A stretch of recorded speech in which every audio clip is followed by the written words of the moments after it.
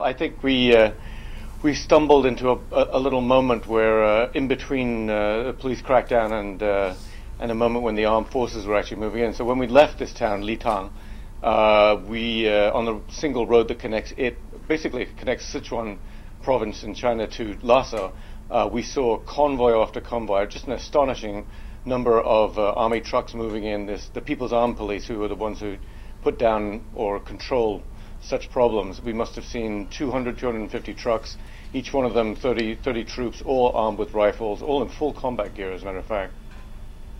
And what of Litang's residents while you were there? What did you see of them? It was a town under siege, basically. They were all petrified. Most of them were too frightened to talk to us. The authorities had instructed that shops should all be shut, the schools were closed. We couldn't drive into the town. All cars were banned from town, so we had to get out and walk. The place was basically under complete lockdown, and everyone was waiting waiting to see what happened. The TV station was just cycling an announcement warning people not to listen to or cooperate with the splittist Dalai Lama elements. We even got into the big historic monastery there, which was actually destroyed by the People's Liberation Army in 1956 in a rebellion. So you can see the place has a history of anti-Chinese spirit. And there the monks again were basically too frightened to talk to us and just said, we're very law-abiding here, but you could easily tell that they were very frightened indeed. Yeah, how would you, I was going to ask you how you described the atmosphere, one of fear then, but was there an air of menace there as well?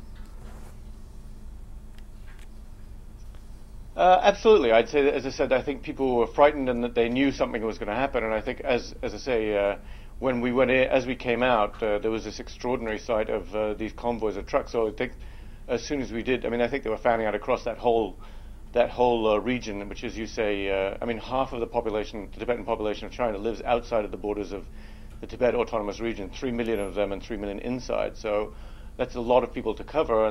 But China was clearly, if anyone thought they were not going to act the way they have in the past, which is to use enormous force to suppress the slightest sign of dissent, and this is obviously a lot more than a slight sign of dissent, we were under no illusions. Those illusions were shattered by that. They were moving in a massive number of troops to just, and as I say, I think the population of Litang knew what was coming for them. I think they were, that was why they were all so frightened and couldn't talk. And when it came to leaving Litang, did you leave by your own free will? Yes, as a matter of fact, as I say, I think we were in an interregnum, a period in between, and the local police didn't really have much interest in us. They were happy to direct us to the police station, to the bus station in the end, where we could grab a taxi. They were probably glad to see the end of us. So it was a piece of luck, like many of these things often are. A lot of my colleagues, in fact, all of them, I think, ended up being turned around or detained briefly and so on. And now it's certainly, Litang itself is certainly closed off, and that whole area is a no-go zone. They're even stopping people from getting on planes in Beijing to get near areas that are Tibetan, ethnically Tibetan.